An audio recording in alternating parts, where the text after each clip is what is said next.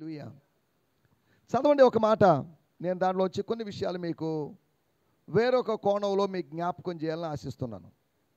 1వ వచనం. ఆ, ఆ, ఆ. స్తోత్రం, స్తోత్రం, హల్లెలూయా. ఏం చెప్తున్నాడు యేసు ప్రభు? మత్తయి సువార్త 13వ అధ్యాయంలో ఆయన 7 ఉపమానాలు చెప్పాడు పరలోక రాజ్యం గురించి. ఆయనకి అనిపిస్తుంది ఇంత చెప్పినా వీళ్ళకి ఎక్కలేదు, ఇంకా ఎక్కే విధంగా చెప్పాలి అనుకున్నాడు. అందుకనే మరొక ఉపమానం చెప్పాడు. 14వ వచనం చదవండి. ఆ, ఆ, ఆ. పరలోక రాజ్యం ఎలా ఉంది అంటే, పరలోక రాజ్యం ఒకలాగా లేదు, రకరకాలుగా ఉంది. తర్వాత మత్తయి సువార్త 22వ అధ్యాయము 1వ వచనం. ఆ, ఆ.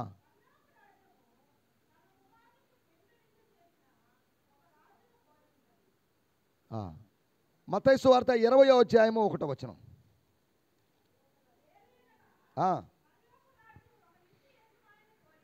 దేవుని స్తోత్రం. పరలోక రాజ్యం ఎలా ఉంది? ఒకటి, ఒక ఇంటి యజమానుని పోలి ఉన్నది. రెండోది, ఒక మనిషిని పోలి ఉన్నది. 10 మంది కన్యకలను పోలి ఉన్నది. పరలోక రాజ్యం రాజును పోలి ఉన్నది. పరలోక రాజ్యం మత్తయి సువార్త 13వ అధ్యాయం. అంటే యేసు ప్రభు యొక్క teachings. What is Kingdom of God? ఏంటి దేవుని రాజ్యం అంటే? 13వ అధ్యాయము. అమ్మా లేదా? 13వ అధ్యాయము 24వ వచనం.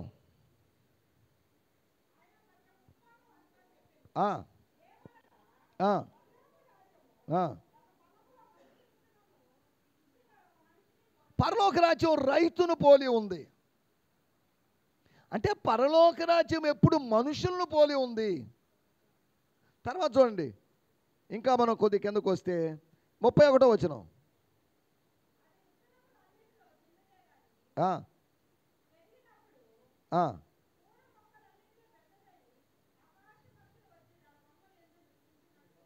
31వ వచనం. పరలోక రాజ్యము ఒకడు తీసుకొని తన పొలములో విత్తిన. ఎలా ఉంది? ఇప్పటిదాకా పరలోక రాజ్యం మనిషిలాగా ఉంది, మనిషిలాగా ఉంది అని చెప్పింది. ఇప్పుడు పరలోక రాజ్యం ఎలా ఉందంట? ఆవ గింజను పోలి ఉంది. 33.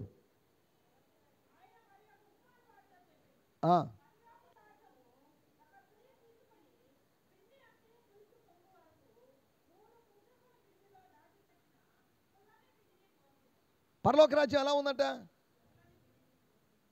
స్త్రీలాగా ఉందని కాదు, పుల్లని పిండిలాగా ఉంది. అంటే పొంగింపజేసేటువంటి ఈస్ట్ లాగా ఉంది, పులియబెట్టే పదార్థం లాగా ఉంది. తర్వాత 44వ వచనం. పరలోక రాజ్యం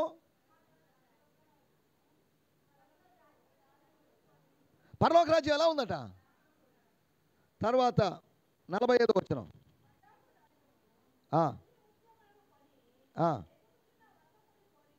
ఎలా ఉందట?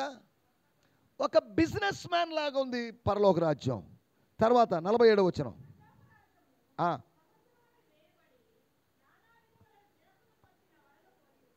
దేవుని స్తోత్రం. ఎన్ని చదువుకున్నావు ఇప్పుడు? ఎన్ని చదువుకున్నావమ్మా? పరలోక రాజ్యము 2 విధాలుగా ఉంది. ఒకటి వ్యక్తులను పోలి ఉంది, రెండవది వస్తువులను పోలి ఉంది. వ్యక్తులు ఎవరాళ్ళు? ఒకటి రాజు, రైతు, వర్తకుడు, కన్యకలు. తర్వాత సరే, పరలోక రాజ్యం ఒక వస్తువును పోలి ఉంది. ఏంటది? ఆవగింజ, పులిసిన పిండి, వల. అంటే ఇన్ని విధాలుగా పరలోక రాజ్యం సమీపిస్తుంది అని చెప్పిన వాడు అప్పుడే పరలోక రాజ్యం గురించి డెఫినేషన్ ఇవ్వలేదు. పరలోక రాజ్యం యొక్క నిర్వచనం అప్పుడే చెప్పలేదు. అప్పుడు చెప్పినప్పుడు బాగానే ఉంది. తర్వాత డౌట్ వచ్చింది. ఏంటిది పరలోక రాజ్యం అంటున్నాడు, ఏంటిది అసలు అని. ఏమండి, అవతల దేశానికి మనం వెళ్తాం, పాలు తేలు ప్రవహించే దేశం అన్నప్పుడు ఎగ్జైట్మెంట్లో ముందు వెనక ఆలోచించకుండా ఉద్యోగాలు రాజీనామా చేసేసి వచ్చేసారు. అప్పుడు అర్థం కాల. ఆలస్యమయ్యే కొద్దీ మీరేదో రాజ్యం అన్నారే, ఏంటది, ఉందా అసలు ఆ రాజ్యం, ఉందో లేదో, రాజ్యము ఉందా లేదా, లేదా రాజ్యం కాదులేండి, ఆ వాగ్దాన దేశం ఉందా లేదా. మోషే చూశాడా? మోషే చూశాడు, చూడకుండా చెప్పేస్తున్నాలో మిమ్మల్ని దేవుడు ఈ దేశం నుంచి ఆ దేశాన్ని తీసుకు. మోషే చూసి చెప్పాడా, చూడకుండా చెప్పాడా?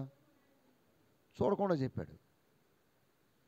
వీళ్ళు ఇసిగిస్తున్నారు, ఏందయ్యా ఏందేదో దేశం అన్నావు, నిజమేనా, ఇదంతా డూపా అని ఆలోచించి ఏం చేశాడంటే, ఈ ఇసిగిస్తున్న జనాల మధ్యలో ఒక 12 మందిని ఎన్నుకొని వేగు చూడడానికి పంపించాడు. వాళ్ళు వచ్చి మంచి రిపోర్ట్ ఇచ్చారు. అసలు దేశం మాత్రం పక్కా, మనం పెద్ద ఆయన అనవసరంగా తిట్టాము, ఆ పాస్టర్ గారిని పట్టుకొని చెడమడ ఎట్లు మాట్లాడాము, గణిగాం సనిగాం, రాళ్ళతో కొట్టి సంపాదన ప్రయత్నం చేశాం. ఆయన ఎందుకు అబద్ధం చెప్తాడండి? దేశం వాస్తవమే. ఒకటి, దేశాన్ని గురించి దేవుడు సాక్ష్యం ఇచ్చాడు, వాస్తవం. దేశాన్ని గురించి మోషే సాక్ష్యం ఇచ్చాడు. దేశమును సృష్టించినటువంటి దేవుడు దేశాన్ని గురించి సాక్ష్యం ఇచ్చాడు. దేశాన్ని గురించి విన్నటువంటి మోషే సాక్ష్యం ఇచ్చాడు. దేశాన్ని చూచినటువంటి 12 మంది గోత్రకర్తలు. ఇప్పుడు దేశం ఉందంటారా లేదంటారా? ఉంది. దేవుని స్తోత్రం. ఇంకా డౌట్గా ఉంది మోషేకి, ఏంది ఇదంతా నిజమేనా? 11 రోజులు ప్రయాణం అయితే ఇప్పటికే క్యాలెండర్లు తిరిగేస్తే 40 క్యాలెండర్లు మార్చేసాం, ఏంటిదంతా? ఈ దేవుడితో ఇదే వ్యవహారాలు, ఏది సక్రమంగా చేయుడు. అవును, అది ఆయన సమయంలో ఆయన చేయడు, మన సమయంలో ఆయన చేయడు, ఆయన సమయంలో ఆయన చేస్తాడు. మనమేమనుకుంటామంటే, ఎక్కడ కన్ఫ్యూజ్ అవుతుంటే, ఆయన సమయం మన సమయం ఒకటి అనుకుంటాం. ఆయన సమయం వేరు. ప్రపంచంలో ఒక దేశము నుంచి మరొక దేశానికి వెళితే మన సమయం వేరు, అక్కడ సమయం వేరు. అటువంటిప్పుడు పరలోకములో ఉన్న నీ సమయం వేరు, భూలోకములో ఉన్న నీ సమయం వేరు, పరలోకములో ఉన్న దేవుని సమయం వేరు. 2 డిఫరెంట్ టైమ్ జోన్స్లో ఉన్నాం కదా. ఇది ఈ టైమ్ జోన్ ఎండ్ అయిపోద్ది, కానీ ఇట్స్ బియాండ్ టైమ్ జోన్. ఒక అనుభవంలోకి, సమయాతీతమైన, కాలాతీతమైన, స్థలాతీతమైన అనుభవంలోకి వెళ్తాం. That is the Kingdom of God. ఏంటి పరలోక రాజ్యం అంటే ఏంటి? ఏమండి, పరలోక రాజ్యం అంటే ఏంటి? పరలోక రాజ్యం అంటే ఇట్స్ అ బెసిలియో థియోస్ అన్నారు. అంటే దేవుని యొక్క రాజ్యము. దేవుడు అంటే థియోస్. బెసిలికా అన్నారు. వినలేదా? ఎప్పుడు వినలేదా? అంటే దేవుని యొక్క కార్యాలయము, దేవుడు కార్యములు నిర్వహించేటువంటి స్థలము, దేవుని రాజ్యము, లేదంటే దేవుని ఆధిపత్యం. అక్కడ ఎవరి అధికారం చలామణి కాదు, ఒక్క వ్యక్తి యొక్క అధికారం, దేవుని అధికారం. ఇంట్లో కొన్నిసార్లు భార్య అధికారం చలామణి అవుద్దేమో, ఇంట్లో కొన్నిసార్లు భర్త అధికారం చలామణి అవుద్దేమో, ఇంట్లో కొన్నిసార్లు పెద్ద కుమార్తె పెద్ద కుమారుడు యొక్క అధికారం చలామణి అవుద్దేమో. అక్కడ ఎల్లప్పుడూ మాత్రం అనుదినము ఒకే ఒక వ్యక్తి యొక్క అధికారం నెరవేరుతుంది, ఒకే వ్యక్తి యొక్క చిత్తం నెరవేరుతుంది. అది దేవుడు. It's a God's dominion. దేవుని యొక్క ఆధిపత్యం కలిగినటువంటి ప్రదేశం. ఇక్కడ దురాత్మ యొక్క ఆధిపత్యం కలిగిన ప్రదేశం. ఇది దేవుని చేత నిర్మించబడిన మనుషుల ఆధిపత్యం కలిగిన ప్రదేశం. ఇది పరలోకమందు నీ చిత్తము ఎలాగో నెరవేరుచున్నదో. పరలోకంలో ఏం నెరవేరుతుందంట? భూలోకంలో సాతాను చిత్తము, మనిషి చిత్తము నెరవేరుతుంది, అంతేగా. కానీ అక్కడ సాతాను తన చిత్తాన్ని నెరవేర్చాలని చూశాడు. ఆ ప్లాన్ ఇంకా ఆచరణలో పెట్టలేదు. ఆచరణలో పెడితే బాగుండు, రేపు పెడదాంలే, రేపు మంచి రోజు చూసుకొని పెడదాం అనుకున్నాడు. ఈలోపే వాడిని అక్కడి నుంచి డిస్మిస్ చేసేశారు. కదా? నీ ఆలోచన సరిగా లేకపోతే నువ్వు డిస్మిస్ అయిపోతావు. నువ్వు కావా? ఇప్పుడు పరలోక రాజ్యం అంటే ఏంటి? ఓ చిన్న ఉదాహరణ చెప్తా మీకు. శిష్యులందరూ, ప్రభా ఓ చిన్న డౌట్ మాకు, పరలోక రాజ్యం అక్కడుంది, ఎక్కడుంది, అక్కడుంది అంటున్నారు. ఏంటి దీనికి సమాధానం ఏంటి? మాకే డౌట్ ఉంది. నువ్వేమో సక్రంగా చెప్పు. నువ్వు లేస్తే ఉపమానం తప్ప ఏం చెప్తున్నావు? నువ్వు వాళ్ళని పోలి ఉంది, నిధిని ధనాన్ని పోలి ఉంది అయ్యే అంటున్నావు, కానీ మాకేమైనా కరెక్ట్గా చెప్పినావా? అప్పుడు యేసు ప్రభు చెప్పిన మాట చూడండి. లూకా సువార్త 17వ అధ్యాయం. యేసు ప్రభు యొక్క టీచింగ్ని, దాని ఎసెన్స్ని 20వ వచనం, 17, 20.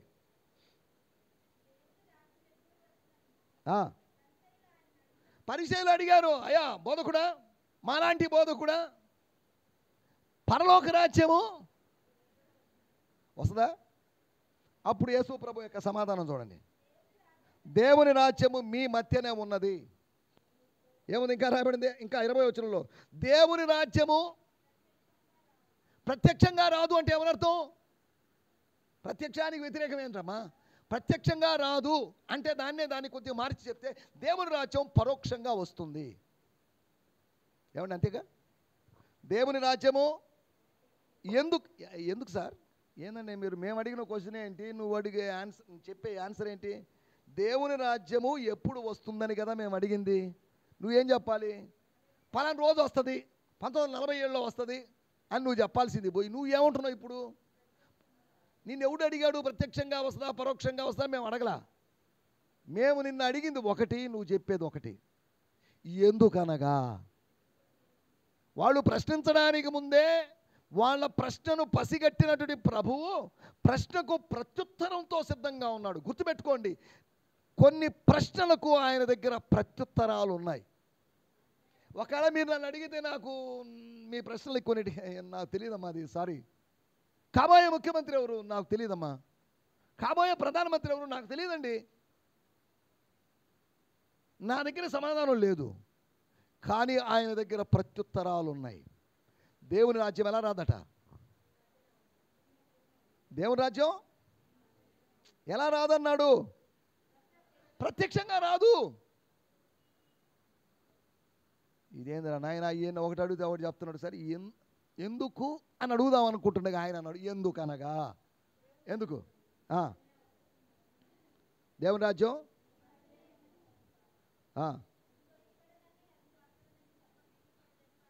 అరే ఎలా చెప్తారా? బుద్ధి లేని వాళ్ళ, బుద్ధి లేని పరిచయాలరా, ఇక్కడ అక్కడ అని చెప్పడం వీలవుతుందా?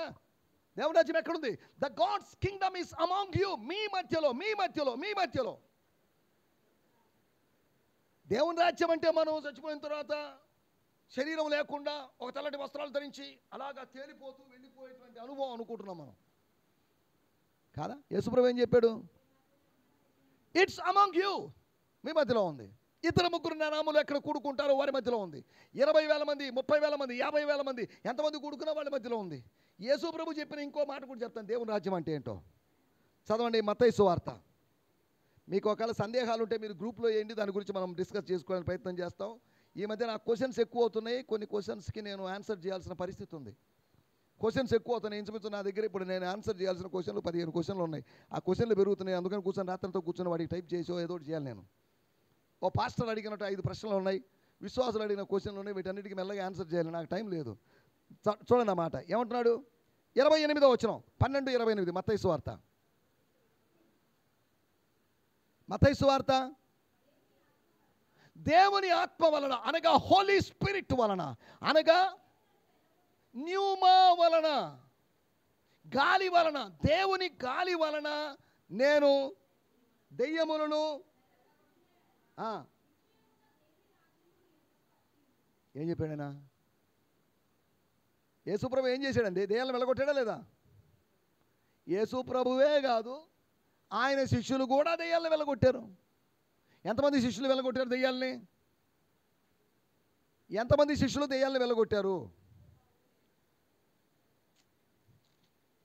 ఎంతమంది అన్నాను? పేర్లు చెప్పమన్నాడు. వెంటనే పౌలు, పేతురు, యోహాను, యాకోబు అంటున్నారు. ఇంకేం చేయాలి మిమ్మల్ని?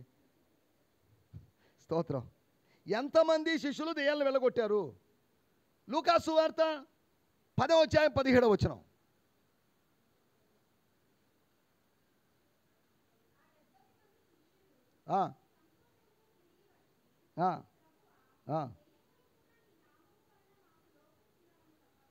చాలండి. ఇంతకుముందు మనమే దెయ్యాల్లాగా ఉన్నప్పుడు దెయ్యాలు మనకు లోపడతాయేంటి? అరే నువ్వు నా బోటోడు అనుకుంటున్నాయి. నిన్ను నన్ను మించిన దెయ్యాలు ఎవరున్నారు చెప్పండి? మనల్ని మించిన వాళ్ళు దెయ్యాలు ఉన్నారా?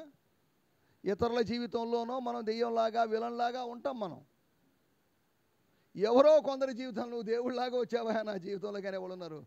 మిగతా అన్ని జీవితాల్లో దెయ్యం రా, వాడు విలన్ రా బాబు. ఇంతకుముందు దెయ్యాలు మాకు లోబడేది లేదు. వలలు విసురుకుంటూ, చేపలు పట్టుకుంటూ, వండుకుంటూ, తింటూ అమ్ముకుంటూ ఉన్నప్పుడు no evil spirits are subduing us. మాకు ఒబే కావడం లేదు అవి. కానీ ఏంటో మరి నువ్వు పిలిచావు, అధికారం ఇచ్చావు, పంపించేసావు. మాకే ఆశ్చర్యంగా షాక్ అయిపోతున్నాం. నీ నామములో అంటే ఎంతమంది పోగొట్టారు దెయ్యాలని? 70 మంది. 12 + 58 ఎంత? 70 మంది వెళ్ళగొట్టారు. యేసు వెళ్ళగొట్టాడు, 70 మంది వెళ్ళగొట్టాడు. ఈ దెయ్యాలు వెళ్ళగొట్టడం అంటే ఏంటి? మత్తయి సువార్త మనం ఇందాక 12:28లో ఏం చదివాం? నేను దేవుని ఆత్మ వలన దెయ్యములు వెళ్ళగొట్టిన ఎడల యేసు ప్రభుకి నేను వెళ్ళగొడుతున్నానా లేదా అని డౌట్ లేదు ఆయనకి. నిశ్చయముగా దేవుని రాజ్యం అంటే, దేవుని రాజ్యం అంటే ఏంటి? Its power. అంతేనా? రోమీయులు రాసిన పత్రిక 14వ అధ్యాయము 17వ వచనం. రోమా 14:17. స్తోత్రం. What is God's kingdom? చాలామంది అర్థం చేసుకోలేని విషయం అర్థం చేసుకోలే వాక్యానుసారంగా. మీకు ఈ మాటలు చెప్పేసరికి మళ్ళీ దయచేసి ఒకవేళ మీకు అవకాశంగా ఉంటేనా ఈరోజు మధ్యాహ్నమో సాయంత్రం చర్చ్ నుంచి ఇంటికి వెళ్ళిన తర్వాత ఈ కింగ్డమ్ గురించి రోమా పత్రిక 14:17. దేవుని రాజ్యము భోజనము పానం అనుకుంటారేమో. దేవుని రాజ్యం అంటే అక్కడికి వెళ్ళి బిర్యానీ తినడం అనుకుంటారేమో. దేవుని రాజ్యం అంటే అక్కడికి వెళ్ళి మన్నా భుజించడం అనుకుంటారేమో. దేవుని రాజ్యం అంటే అక్కడికి వెళ్ళి జీవవృక్ష ఫలాలు భుజించడం అనుకుంటారేమో. నో, దేవుని రాజ్యం తాగడం కాదు, తినడం కాదు. మహమ్మదీయ సహోదరుల స్వర్గంలోకి వెళ్ళి మద్యము ఏరులై పారుతున్నప్పుడు తాగడమే అంట పని. ఇక్కడ తాగుబోతుగా జీవించకూడదు, అక్కడ తాగుబోతుగా జీవించాలి. ఒక ముస్లిం పండితుడితో అన్నాను, ఇవన్నీ చెప్తే మళ్ళీ తలనొప్పి. అసలు నన్ను అడిగితే మీరు ఎందుకు తాగరండి? తాగాలండి. అదేంటయా తాగాలంటావేంటి? అక్కడ పోయి తాగాలంటే ఇక్కడ ప్రాక్టీస్ ఉండాలిగా. ఇక్కడ మనం ఔన్సుల కొద్దీ, మనము క్వార్టర్ల కొద్దీ తాగుతున్నాం. ఇక్కడ ఎంత ఎక్కువ తాగితే అక్కడ అంత తాగడానికి అలవాటు పడిపోతాంగా. నాకు అలవాటు లేను, నేను సడన్గా ఈ మద్యము ఏరులై పారుతుంటే నేను ఎలా తాగగలనండి? కాదా? స్తోత్రం. అనేది దేవుని రాజ్యం ఏంటంట? భోజనమో పానమో కాదు. ఏంటి మరి? ఒకటి నీతి, దట్స్ గాడ్స్ రైచియస్నెస్. సమాధానం, పరిశుద్ధాత్మ యందలి ఆనందం. ఇది దేవుని రాజ్యం. దేవుని రాజ్యం అంటే ఏంటి? ఇంకోటి ఏదో చెప్పండి. 1 కొరింథీయులకు రాసిన పత్రిక 4వ అధ్యాయం. దేవుని రాజ్యం గురించి చెప్పదలుచుకోలేదు, కానీ ఎందుకో మరి దేవుని రాజ్యాన్ని గురించి వచ్చేసింది మనకు. 1 కొరింథీయులకు రాసిన పత్రిక 4వ అధ్యాయము 20వ వచనం. లేదమ్మా? దేవుని రాజ్యము ఈజ్ నాట్ వర్డ్స్. దేవుని రాజ్యం అనేది నీ నోటి మాటలు కాదు, ప్రేమగల తీయని మాటలు కాదు, ఇచ్చకపు మాటలు కాదు, కళ్ళబొల్లి మాటలు కాదు దేవుని రాజ్యము. But what is God's kingdom? It's power. ఏం పవర్? It's God's power. అమ్మా ఇప్పుడు దాకా చెప్పాను, ఇంచుమించు 15 నిమిషాలు చెప్పానా? 10 అని చెప్పడం కోసం ఇంత చెప్పాల్సి వచ్చింది. దేవుని స్తోత్రం. దేవుని రాజ్యం అంటే మనకు బంగారు వీధులు గుర్తొచ్చేస్తాయి. ఇక్కడ అంతంత బంగారం కొనుక్కోలేని పరిస్థితిలో ఉన్నాం కాబట్టి అక్కడ బంగారు వీధులు నడుస్తా అదన్నా తృప్తి పడతాం లేని ఫీల్ అవుతున్నారు. క్షయమైనది ఏది ఇక్కడ ఉంటుంది కానీ అక్కడ ఉండదు. నీ బంగారం లాంటి బంగారం అక్కడ ఉండదు. బంగారం లాగా ఉంది అంటే దాని అర్థం శ్రేష్టమైనది అని అర్థం. అది గుర్తుపెట్టుకోండి. మా ఆయన బంగారం అంటే ఆయన చెయ్యో కాలో నరుక్కొని తీసుకొని పోతే ఒప్పుకుంటారా మీరు? ఏమండి, మా ఆయన బంగారం అన్నారు, మీ ఆయన నిద్రపోతున్న సమయంలో ఆయన ఒక చిటికిన వేలు తీసుకొని పోయాను, తీసుకొని వెళ్ళాను. ఆయన బాధపడుతున్నాడు. ఎవరు అడిగారు, ఏంది పాస్టర్ గారు ఇటు చేశారంటే, పద్మాపాలు గారు అంటున్నారు సార్ మా ఆయన బంగారం అని. అందుకని ఆ చిటికిన వేలు తీసుకొని పోయాను. తీసుకొని పోయి ఇంటికి పోతే అది బంగారం కాదు. అది సరే బంగారం కదా అనుకొని ఆమె చెప్పిన మాట నమ్మి ఆ వేలు అలాగే పెట్టుకున్నాను. ఒక 4 రోజుల తర్వాత ఏలు ఏమైంది? ఏం కదా, బంగారంగా మారిందా? ఇప్పుడు ఆమె చెప్పింది మా ఆయన బంగారం అనేది వాస్తవమా కాదా?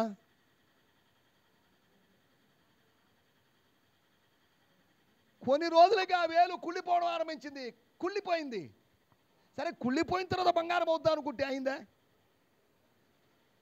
మా ఆయన బంగారం అంటే దాని అర్థం ఏంటి? అది మనం గుర్తుపెట్టుకోవాలి శాస్త్రం.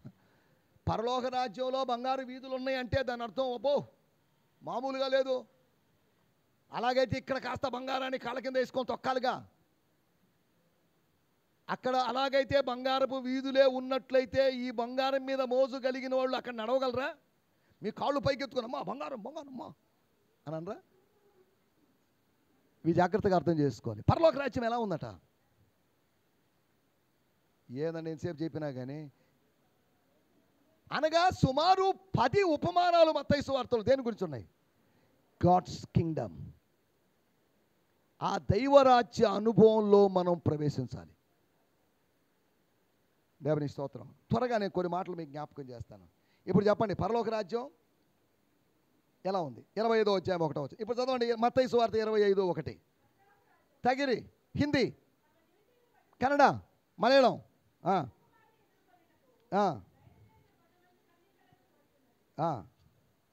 చాలండి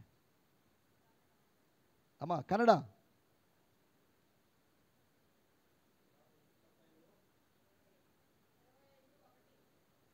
ఆ బుద్ధి లేని కన్యకలు నిద్రపోయినట్టుగా నిద్రపోతున్నాడు మన.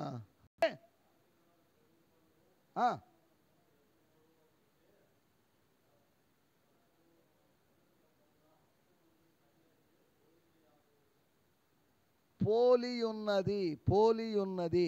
పరలోక రాజ్యంలో కన్యకలు ఉంటారని కాదు, పోలి ఉన్నది. దేవుని స్తోత్రం. మలయాళం,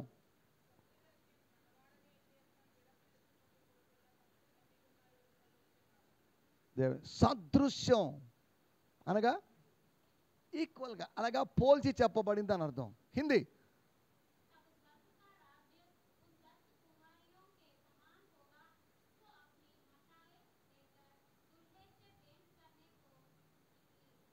कैसी है मैम साहब स्वर्ग राज्य कैसे? 10 कुवारी के समान, 10 మంది కుమార్తెలతో సమానంగా ఉంది. కుమారి అంటే ఏంది? కుమారి అని ఉంది. ఏ కుమారి? జీవన కుమార్య, సత్యకుమార్య, ఏ కుమారి? కన్యకలు అనే అర్థంతో అక్కడ రాయబడింది. దేవుని స్తోత్రం. హల్లెలూయా. 4 విషయాలు మీకు త్వరగా జ్ఞాపకం చేయబోతున్నాను. కొద్దిగా డీప్గా ఆలోచిద్దాం. పరలోక రాజ్యము కన్యకలను పోలి ఉంది. కన్యకల లాంటి వారు. కన్యకలు అంటున్నప్పుడు పరిశుద్ధత, ఏమండి? అంతేగా. కన్యకలు అంటే అక్షార్థమైన కన్యకలు తీసుకొచ్చి 5.5, 5.6, 5.7, 5.8 అడుగుల ఈ ఎత్తులు ఏమో ఆలోచించవద్దు. 72వ ప్రపంచ అందాల పోటీలు జరగబోతున్నాయంటే రేపు 10వ తేదీ నుంచి హైదరాబాద్ నగరంలో 72వ అందాల పోటీలు. దానికోసం రాష్ట్ర ప్రభుత్వాలు డబ్బు ఖర్చు పెడుతున్నారు. స్త్రీని ఒక వస్తువుగా చూస్తున్న ప్రపంచం ఇది. స్త్రీని కేవలం ఒక అంగడి వస్తువుగా చూస్తున్న ప్రపంచం. స్త్రీని కేవలం శరీరముగా చూసేటువంటి ప్రపంచం ఇది. గుడిపాటి వెంకటాచలం అనేటువంటి ఒక ఆయన అన్నాడు, స్త్రీకి ఒక మనసు ఉంది, దానికి ఆలోచనలు ఇద్దాం. స్త్రీకి ఒక శరీరం ఉంది, దానికి విశ్రాంతినిద్దాం అని ఏదేదో చెప్పాడు. అందరూ ప్రపంచమంతా 1960, 70లో బా ఏం చెప్పాడు ఆయన, ఎరగదీసడం మామూలుగా చెప్పలేదు స్త్రీల గురించి అనుకున్నారు. లాస్ట్ మూమెంట్లోకి వచ్చేసరికి చలం గారు కొద్దిగా రూటు మార్చి నేను చెప్పింది తప్పు అన్నాడు. అదేంటది? స్త్రీకో శరీరం ఉంది, దానికి విశ్రాంతిని ఇవ్వాలన్నావుగా, అందులో తప్పే ఉంది. స్త్రీకి ఒక మనస్సు ఉంది, దానికి సంతోషమో లేకపోతే దానికి ఆలోచన ఇవ్వాలనేది చెప్పి, అందులో తప్పే ఉంది. నువ్వు నేను ఇచ్చేది ఏందిరా? బుద్ధిలో ఉన్నాడా? నువ్వు నేను ఇవ్వకూడదు. స్త్రీ తనంతట తానే ఆ స్వాతంత్రాన్ని తీసుకోవాలి. ఎవడు మీకు అర్థమైందో లేదో మరి. స్త్రీకి నువ్వు ఇచ్చేదేంటి? నువ్విచ్చే ధర్మమా స్వాతంత్రం? స్త్రీకి ఆలోచన నువ్వు ఇచ్చే ధర్మమా? స్త్రీ శరీరానికి విశ్రాంతినిచ్చేది నువ్వు ధర్మం? నో, మై థియాలజీ, నేను నా ఫిలాసఫీ నాకు కరెక్ట్ అనిపించడం లేదు. స్త్రీ తనంతట తాను, పురుషుడికి ఎవరు ఇస్తున్నారు విశ్రాంతి? భార్య అనుమతితో విశ్రాంతి తీసుకుంటాడా భర్త? ఏమమ్మా నువ్వు అనుమతిస్తే విశ్రాంతి తీసుకుంటా, నిద్రపోతా లేకపోతే లేదంటాడా? ఆయన నిద్రపోవాలనిపించింది, పోయి నిద్రపోయాడు. పురుషుడు ఏ విధంగా స్వతంత్రుడో స్త్రీ కూడా స్వతంత్రురాలిగా ఉండాలి. లోకములో ఇటువంటి అసమానతలు ఉన్నాయి, కానీ దేవుని రాజ్యములో అసమానతలు లేవు. అంటే మీరు అడగొచ్చు, పరలోక రాజ్యం ఆడోళ్ళలాగా ఉంది అంటే మొగోళ్ళు ఎవరు ఉండరా? ఎందుకంటే ఎక్కువ ఆడవాళ్ళు వస్తారు కాబట్టి ఆడవాళ్ళే దేవుని రాజ్యం పోతారేమో, ఈ మగవాళ్ళు వచ్చి కూర్చొని భోజనం చేసి వెళ్ళేవాళ్ళు కాబట్టి వీళ్ళు దేవుని రాజ్యం పోరేమో అనుకుంటారేమో. స్త్రీ పురుషుడు అనేది శరీరానికి మాత్రమే, ఆత్మకి, నీలో ఉన్న ఆత్మ దయమ్మ ఆత్మ అని అనగలమా? దయమ్మ అంటున్నప్పుడు నా శరీరాన్ని ఉద్దేశించి, మీ శరీరాన్ని ఉద్దేశించి చెప్పారు అంతవరకే. కానీ లోపల ఆత్మకు ఏమైనా ఉందా? ఆత్మకు పేరు లేదు, రూపం లేదు, రంగు లేదు, హైట్ లేదు, క్యాస్ట్ లేదు, మతం లేదు. ఇవన్నీ దేనికి ఉన్నాయి? ఓహోహో, ఇతను నల్లగా ఉన్నాడు కాబట్టి పలాని క్యాస్ట్ ఏమో ఊహ, ఇతను హైట్గా ఉన్నాడు కాబట్టి పలాని క్యాస్ట్ ఏమో. ఈ ఆత్మకి హైటు లేదు, వెట్టు లేదు. ఆత్మ యొక్క బరువు ఎంత? మన సైన్స్ లాంటి పిచ్చి శాస్త్రం, సైన్స్ నిజంగా ఇట్స్ అ ఫూలిష్నెస్. అత్యంత అవివేకం ఏంటంటే శాస్త్రీయమే. శాస్త్రం ఏం చేశారంటే వీళ్ళు చెప్పిన మాట, మనిషిని చచ్చిపోవడానికి ముందుగా గ్లాసుల్లో బంధించేసి మనిషి బరువు తూస్తూ ఉన్నారు. ఒక్కసారి మనిషి చనిపోయాడు. అక్కడి నుంచి ఏదో బయటికి వెళ్ళినట్టుగా అనిపించిందట. మళ్ళీ తర్వాత చనిపోయిన మూమెంట్ నుంచి బయటికి లేకపోతే కౌంట్ చేయడం ఆరంభించినప్పుడు ఫైనల్గా వాళ్ళు చెప్పిన విషయం, ఆత్మకు బరువు ఉంది, ఆత్మకు 28 గ్రాముల బరువు ఉందని చెప్పారు. ఎంత అవివేకం! మీ ఫిజిక్స్ ఎంత అవివేకం! మీ మెడికల్ సైన్స్ ఎంత అవివేకం! మీ ఫిలాసఫీ ఎంత అవివేకం కాదా? ఒరే బుద్ధిలో ఉన్నాడని మీ పరిశోధనలు ఇవేనా? స్తోత్రం. దినేశయ్య గారు కాస్త ఆవేశంగా చెప్పాడు కాబట్టి నాకు కూడా ఆటోమేటిక్గా ఆవేశం వచ్చేస్తుంది. స్తోత్రం. ఇక్కడ నిలబడితే ఈ ఆవేశము అనేటువంటి అంటువ్యాధి అంటుకుంటుంది. ఆవేశం లేనోడు కూడా ఆవేశం వచ్చేస్తుంది. ఆత్మావేశానికి గురైపోతాం. మీరు నిలబడినా కానీ మీరు ఏమంటారు, సింహాల్లాగా శివంగుల్లాగా తయారవుతారు. సరే, దేవుని స్తోత్రం. హల్లెలూయా. ఇప్పుడు పరలోక రాజ్యం ఎలా ఉంది చెప్పండి? ఇంత చెప్పి మళ్ళీ నేను ఇంకేం చెప్పాలి? మత్తయి సువార్త 25వ అధ్యాయం 1వ వచనం మనం ఏం చదువుకున్నాం?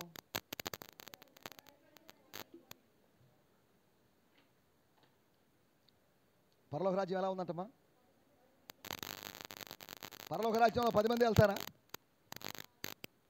10 ఇస్ అ సింబాలిక్ నంబర్. బైబిల్లో ఒక్కో నంబర్కి ఒక్కొక్క అర్థం ఉంది. 1 ఐకత్వం, ఏకత్వం, oneness. 2 fellowship. 3 Trinity. 4 human number. 5 the number of grace. 6 human number. 7 perfect number. 8 the resurrection. 9 the number of gifts. 10 is examination test. 10 పరీక్ష. 11 ప్రత్యక్షత. 12 పునాది. 13 సాతాను సంఖ్య. నంబర్స్కి అర్థాలు లేవా? మనకు అర్థం పర్థం లేకపోవచ్చు, కానీ మన మాటలకి దేవుని వాక్యంలో ప్రతిదానికి లోతైన అర్థం ఉంది. సరే, మనం వీటిలోకి వెళ్ళలేదు. ఇక్కడ మనం ఆలోచిస్తున్న విషయాల్లోకి వచ్చేద్దాం. 4 విషయాలు నేను మీకు జ్ఞాపకం చేయబోతున్నాను. పరలోక రాజ్యం ఇలా ఉందని కాదు. పరలోక రాజ్యం అంటే ఏంటి? అయ్యా ఏందయ్యా నువ్వు పరలోక రాజ్యం గురించి చెప్తానని పెళ్లి కుమారుడి స్టోరీ చెప్పి ఫైనల్గా ఆడోళ్ళు 5 మంది లోపలికి వెళ్ళారు అని ముగిచ్చేసేవే. అంటే ఏంటి, దీని అర్థం ఏంటి? జాగ్రత్తగా ఆలోచించాలి. నంబర్ 1, పరలోక రాజ్యాన్ని గురించి అర్థం చేసుకోవడానికి. 1వ వచనం, ఎవరిని ఎదుర్కోవడానికి, ఎక్కడ ఎదుర్కోవడానికి? ఎవరిని ఎదుర్కోవడానికి? అర్ధరాత్రి వేళ అనగా మధ్యరాత్రి వేళ అనగా మధ్య ఆకాశంలో ఎవరిని ఎదుర్కోవాలి? కాగా మనము మేఘముల మీద ఆయనను ఎదుర్కొందుము. లేదా ఎక్కడ ఎదుర్కొంటాం? ఇంటికి వచ్చేవాడు ఇంటికి రాని కూడా మనం కొద్దిగా ఆ గేట్ దాకా వచ్చి రండి సార్ అని ఆహ్వానించాం. లేకపోతే ఇంకా అభిమానమై ఇంకా పెద్దవాడు వచ్చాడు అనుకోండి, ఆ డైకస్ రోడ్ ఎంట్రన్స్ దాకపోయారు, అక్కడ రండి సార్ అని ఆహ్వానించారు. వచ్చేది మన ఇంటికే. ఈ దారి మధ్యలో అటు ఇటు చూసారా, నా స్టేటస్ చూసారా? నా కోసం పెద్ద పెద్దవాళ్ళు వస్తారు, ఇది జస్ట్ బిగినింగ్ ఏమో, ఇంకా వస్తారు చూడండి అని మనం కొద్దిగా ఫోజు కొడతాం. అంతేగా, మనకు ఫోజులు కొట్టడాలు ఎక్కువ. మానవులందరి స్వభావం అదే, గొప్పలు చెప్పుకోవడాలు, డబ్బాలు కొట్టుకోవడాలు. సమరయలో ఒకడున్నాడు, వాడి పేరు సీమోను. వాడు తానేదో గొప్పవాడినని, దేవుని మహాశక్తి అని ప్రజల చేత చెప్పి నమ్మింపజేస్తూ మోసగిస్తున్నాడు. ఈ రోజుల్లో కూడా ఇలాంటి గారడి సీమోన్లు ఉన్నారు. మనందరం గారడి సీమోన్లే. నా గురించి మీరు ఏమనుకుంటున్నారు అని నా గురించి నేను గొప్పగా చెప్పుకుంటే నేను గారడి సీమోన్ లాంటి వాడినే. ఏమంటే నన్ను అంత తక్కువగా మాట్లాడుతున్నారు, నేను చిన్న పాస్టర్ని అనుకున్నారా అని నన్ను నేను గొప్పగా భావించి నేను గొప్పగా మీ ముందు ప్రజెంట్ చేస్తే నేను గారడి వాడినే. I'm a magician, I'm a sorcerer. నాదేముందండి, నేను ప్రధాన పాపిని అని చెప్పాడు పౌలు గారు. ఏమన్నారు? రక్షించబడ్డాడు, అయినప్పటికీ నేను యోగ్యుని కాదండి. సంఘమును తీవ్రంగా హింసించినందుకు అపోస్తులుగా ఉండడానికి కూడా నేను యోగ్యుని కాదు, నేను ప్రధాన పాపిని అని చెప్పాడు కదా. వీళ్ళందరి మనోభావాలు ఎలా ఉన్నాయో అర్థం చేసుకోవాలి. ఆ కింగ్డమ్ ఆఫ్ గాడ్ మెంటాలిటీ ఏంటో అర్థం చేసుకోవాలి. 1, పరలోక రాజ్యము ఎలా ఉంది అంటే వాళ్ళను ఎదుర్కొనుటకు బయలుదేరిన 10 మంది కన్యకలను పోలి ఉన్నది. పరలోక రాజ్య ప్రవేశాన్ని గురించిన మాట ఇది. సరే, ఈ ఉపమానం ఎక్కడ ముగిసింది? ఈ ఉపమానం ఎక్కడ ముగిసిందండి? ముగియలేదా? ఈ ఉపమానం ఎక్కడ ముగిసింది? అంతటా తలుపు వేయబడను, తర్వాత తక్కిన కళ్యాణు గుండెలు బాదుకొని ఏడ్చి నానా హడావిడి చేసి అక్కడ కాసేపు అనుకొని నిద్రపోయి, ఇందాక బ్రేక్ అయిన నిద్ర కాస్త నిద్ర అక్కడ నిద్రపోయి, మళ్ళీ తలుపు తట్టి సారీ ఇంకా ఎక్కువసేపు ఉంటే మిమ్మల్ని మెడబెట్టి గంటాల్సి వస్తుంది. మిమ్మల్ని ఎరగని చోటికి ఎందుకు మీరు? ఎరగని పురుషునితో మీకేం పని? ఎరగని ప్రభువుతో మీకేం పని? మన పని ఎరిగిన ప్రభువుతోనే కానీ ఎరగని ప్రభువుతో మనకేం పని కాదా? మీరు సడన్గా ఈ చర్చికి వచ్చారు ఒకరోజు, 2029లో వచ్చారనుకుందాం. పాస్టర్ కొత్తోడు, సావియా ప్లేస్లో ఎవరో కొత్త ఆయన కూర్చున్నాడు, అభిషేక్ ప్లేస్లో కొత్తోళ్ళు, ఈ పిల్లకాయలు చూస్తే కొత్తోళ్ళు, పక్కన కూర్చున్నామా కొత్త ఆమె, ఈ పక్కన కూర్చున్న వాళ్ళు కొత్తోళ్ళు, వెనకాల నయోమి ఆంటీ, నయోమి లేదు, నయోమి ఆంటీ బదులు వేరే వాళ్ళు ఉన్నారు. ఎవ్వరు ఒక్కరు కూడా పరిచయం ఉన్నోళ్ళు లేరు. మీకు ఎలా ఉంటుంది? వీళ్ళందరూ ఏమైపోయారు? అసలు మనల్ని మనం చూసుకో. అసలు నేనేనా? ఇదేంటి కొత్తగా ఉన్నా? నేను సంతోషనా? నేను దయమ్మనా? నేను నయోమి? నేను ఎవరిని? అక్కడ ఉండగలమా మనం? మనకు పరిచయస్తులు ఉన్న చోటకే మనం వెళ్ళడానికి ప్రయత్నం చేస్తాం. ఆ అంతఃపురములో నీకు సంబంధించిన వాడు లేనప్పుడు, నువ్వంటే ఎవరో తెలియదని చెప్పినప్పుడు, నీకు మాకు సంబంధం లేదమ్మా గెట్అవుట్ అన్నప్పుడు నువ్వు పోగలవా? మేము అందరికీ చెప్పాను, వచ్చే వారం నుంచి మీరు ఎవరు చర్చకు రాకూడదు, వస్తే మాత్రం బాగుండదు, మిమ్మల్ని తరిమేస్తాను నేను. మీరేందమ్మా ఇక్కడికి వచ్చే చర్చ కలపండి, మీరంటే నాకు అసహ్యం అని చెప్పాను. వచ్చే వారం ఎవరైనా వస్తారా? ఎందుకు రారు? నేనంటే వెళ్ళిపోవడమే. నేను రమ్మంటే రాలేదుగా. నేను రమ్మంటే వచ్చారా? లేదు, మీరు దేవుడు రమ్మంటే వచ్చారు. కాబట్టి నేను ఎన్నన్నా కానీ మీరు, నువ్వు ఎన్నన్నా మేము పోయేది లేదు, దేవుడు వెళ్ళమంటే వెళ్ళిపోతామండి. ఒకవేళ నేను పిలిస్తే వచ్చిన వాళ్ళైతే నేను పొమ్మన కానీ మీరేం చేయాలి? నువ్వేందా మా చెప్పేది? ఇది దేవుని సంఘం అయ్యా, మేము వచ్చేదే కాదా? అంటే నేను చెప్పంగానే అయిపోతారు. అయితే సరే, వచ్చేవారం మీరు ఎవరు రాబడలేదు లేకానండి. ఎండాకాలం సెలవులు ఇస్తాను చర్చికి ఒక 4 వారాలు. దేవుని స్తోత్రం. అంటే మీకు పాస్టర్తో ఉన్న అనుబంధాన్ని బట్టి మందిరానికి వస్తున్నారే కానీ దేవునితో ఉన్న అనుబంధాన్ని బట్టి మందిరానికి రావడం లేదని తెలిపోయింది. అంతే కదండి, నేను చెప్పిన తప్ప? మీరు దేన్ని బట్టి వస్తున్నారు? ఆయన మళ్ళీ వచ్చే గేటు దగ్గర పలకరిస్తాడండి, వందనాలు చెప్తాడండి, ఆ భోజనం వడ్డిస్తాడండి, ప్రేమగా మాట్లాడతాడండి. దేన్ని బట్టి వస్తున్నారు మీరు? సేవకుణ్ణి బట్టి వచ్చేవాళ్ళైతే ఆ రావడం కరెక్ట్ కాదు. ఆయన ఎవరండి? ఆయన ఈరోజు ఉంటాడు, 2 సంవత్సరాలు ఉంటాడు, తర్వాత వేరొక ఆయన వస్తాడు. మాకు ఆయనతో పని కాదు, మాకు దేవునితో పని. మాకు దేవునితో సంబంధం అనుకునే వాళ్ళు వచ్చారనుకోండి, స్థిరంగా నిలబడతారు. నేను పోయిన తర్వాత వేరే పాస్టర్ వచ్చాడు, ఆయన మంచివాడు కాదు, మొదట ఆయనలాగా మాకు సర్వ్ చేయడం లేదండి, మాకు వడ్డించడం లేదంటే. ఆయనైతే ఎంత వడ్డించేవాడు, అడిగి మరి కొసరి వడ్డించేవాడు. ఈ వడ్డించని పాస్టర్ మనకెందుకు? వడ్డించే పాస్టర్లు ఉన్న సంఘానికి వెళ్ళిపోదాం అనుకోరా? మనిషిని బట్టి కాదు మనం దేవుని ఆలయానికి రావాల్సింది, వాక్య విధానాలను బట్టి, వాక్యాన్ని బట్టి రావాలి మనం. దేవుని స్తోత్రం, హల్లెలూయా. ఫలానా ఉంటే నేను చర్చికి రానండి, ఆ ఉంటే నీకేమి? ఆ ఉంటే ఒక మూల ఉంటుంది, నువ్వు ఉంటే ఒక మూల ఉండు. ఇది అందరిది కదా. దేవుని పెళ్ళికి అందరూ ఊరోళ్ళందరూ పెద్దలంట. ఈ కార్యంలో మీరందరూ పెద్దలు, మీ అందరికీ పాత్ర ఉంది. రేపు ముత్తుకూరులో మనం శంకుస్థాపన చేయబోతున్నప్పుడు మీకు ప్రత్యేకమైన ఆహ్వానం ఉంటుంది. మీ అందరిని పిలుస్తాం, మీరందరూ పిలిచి మీరు దాంట్లో పాలి భాగస్తులు కాబోతున్నారు మీరు. దేవుని స్తోత్రం, హల్లెలూయా. మనం ఇక్కడ ఆలోచిస్తున్న విషయాల్లోకి వచ్చేద్దాం. పరలోక రాజ్యము ఒక ప్రయాణం లాంటిది. It's a journey. పరలోక రాజ్యం ఎక్కడుందంట? మీ మధ్యలోనే ఉందని చెప్పాడు కదండి. అక్కడ ఉంటుంది, 3వ ఆకాశములో ఉంటుంది పరలోకం. కాదు, ఇట్స్ అమాంగ్ యూ. యేసు ఉన్న చోట పరలోకం కదా. చంద్రబాబు నాయుడు గారు వచ్చి ఒక 4 రోజులు సంతోష్ దగ్గర ఉండాలి అని అనుకుందాం. ఆఫీస్ వర్క్లు ఆగిపోతాయా? ఆగిపోవు, అవి జరుగుతూనే ఉంటాయి. ఆయన ఎక్కడుంటే ఆఫీసు సెటప్, ఆఫీస్ బాయ్స్, పిఏలు అందరూ వచ్చేస్తారు. ఆయన ఇక్కడ ఉన్నప్పటికీ కూడా అది ఎలా ఉంటుందంటే ఇదంతా ఆఫీసు సెటప్ లాగా ఉంటుంది. ఆయన అమరావతిలో ఉన్నా ఆయన ఒకటే, నెల్లూరు శాంతినగర్లో ఉన్నా ఒకటే అన్నట్టుగా ఉంటుంది. ఏమంటే అంతేగా? కొంతమంది ఆఫీసులో ఉన్నా ఒకటే, ఇంట్లో ఉన్నా ఒకటే, అదే ఫైల్స్ తెచ్చుకొని చేసుకుంటూ కూర్చున్నారు, అదే సిస్టమ్ ముందు చేసుకుంటూ కూర్చున్నారు. ఇంకెందుకైనా ఇంటికి రావడం, అక్కడే పోయి చేసుకోకూడదా? ఇంటికి వచ్చినప్పుడు ఎలా ఉండాలి? ఇంట్లో వాళ్ళలాగా ఉండాలి. ఇంట్లో చేయాల్సిన పనులు ఆఫీస్కి వెళ్ళి, బ్యాంక్కి వెళ్ళి పళ్ళు తోముకోవడాలు, ముఖం కడుక్కోవడాలు, ఎక్సర్సైజులన్నీ ఆఫీసులో చేస్తా కూర్చున్నాం. ఒప్పుకుంటారా? ఏమ్మా ఇంట్లో చేసుకోకూడదు మీరు, ఇక్కడేంది అది అని అనరా? స్కూల్లో మన శైలజ మేడం గారు వెళ్ళి జడేసుకుంటూ కూర్చున్నారు, వాళ్ళు ఒప్పుకుంటారా? అమ్మా అవన్నీ ఇంట్లో చేయాలి. ఒక సంఘంలో నల్గొండ జిల్లా వెలుదండ అనేటువంటి ప్రదేశంలో చిన్న సంఘం 20-30 మంది వచ్చారు. 2-3 ఆడవాళ్ళు జడలు వేసుకోవడం ఆరంభించారు. ఒక అమ్మాయి ఇట్లా ముందుకు రామా అని పిలిచి ఆ పిల్ల జడంతా తీసి మళ్ళీ దువ్వుతూ, ఏంది ఆ పాస్టర్ యవనస్తుడు చెప్పలేకున్నాడు. నాకు మీరు చెప్పండి సార్ అని కూడా చెప్పలేదు.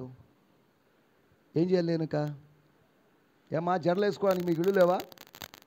అన్న పానములు భోజనం చేయుటకు మీకు ఇళ్ళు లేవా? వెళ్ళండి మా పోయి ఇళ్ళ దగ్గర తినండి అని అనలేదా పౌలు? ఏమంటే అన్నాడా లేదా? ఏంది తిని మత్తులైపోయి ఇక్కడ పడిపోతారా మీరు, వెళ్ళిపోడమ్మా అని అనలేదా? స్తోత్రం. అలాగే చెప్పాను నేను, మాకు తెలియదు సార్, పొరపాటు అయిపోయింది సార్, ఇక జడ వేసుకొని వస్తాం సార్, ఇక్కడ దూకోవడాలో ఏం చేయము సార్, అక్కడ సమురు పెట్టింది కానీ అంటుంది, గూట్లో పెట్టింది సమురు. ఏందమ్మా ఇది, ఏందమ్మా అది అని అడిగితే, ప్రార్థన చేసి నువ్వు సార్ అది పూసుకుంటే ఇంకా ఆశీర్వాదం కదా అంటుందామా. మిమ్మల్ని ఏం చేయాలి? స్తోత్రం. అక్కడే దూకోవడాలు, అక్కడే తిండాలు, అక్కడే పనుకోవడాలు. ఏంది? దేవుని మందిరమా? స్తోత్రం, హల్లెలూయా. ఒకటి, దేవుని రాజ్యం ఒక ప్రయాణం. It's a journey to meet our bridegroom. మన పెండ్లి కుమారుని కలుసుకోవడానికి జరిగే ప్రయాణం. పెండ్లి కుమారునికి దూరంగా ఉన్నాం, ఒకరోజు పెళ్లి కుమారుని కలుసుకుంటాం. దేవుని స్తోత్రం. ఆ పెళ్లి కుమారుని కోసం జరిగేటువంటి ఈ ప్రయాణమే పరలోక రాజ్యపు అనుభవం. It's a kingdom of God experience. It's a meeting our bridegroom. మన పెళ్లి కుమారుణ్ణి కలుసుకునేటువంటి అనుభవము. It's a journey. ఎక్కడికి జర్నీ? నెల్లూరు నుంచి హైదరాబాద్కి, హైదరాబాద్ నుంచి విజయవాడకి, విజయవాడ నుంచి జరిగే ప్రయాణం కాదు ఇది. విశ్వాస ప్రయాణం ఎక్కడి నుంచి ఎక్కడికి లేదా? విశ్వాస ప్రయాణం లేదా? ఇంతకుముందు కూడా చెప్పాను విశ్వాస ప్రయాణం ఎక్కడి నుంచి ఎక్కడికని.